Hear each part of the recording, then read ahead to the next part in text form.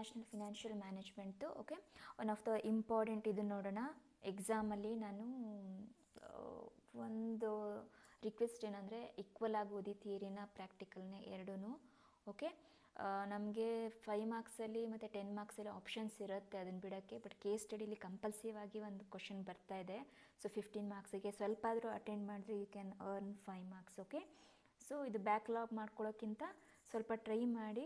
ಒಂದು ಸಲ ಅಥವಾ 2 ಸಲ ನೋಡಿದ್ರೆ ಖಂಡಿತ ತುಂಬ ಈಸಿ ಇರುತ್ತೆ. ಬಟ್ ಇದು ಪ್ರಾಬ್ಲಮ್ಮೇ ತುಂಬ ದೊಡ್ಡದಾಗಿರುತ್ತೆ. ಅದರಲ್ಲಿ ಕಂಟೆಂಟ್ಸ್ ಭಾಳ ಇರುತ್ತೆ. ಜಸ್ಟ್ ಒಂದು ಫಾರ್ಮುಲಾದಿಂದ ಎಲ್ಲದನ್ನು ಸಾಲ್ವ್ ಮಾಡ್ಬೋದು.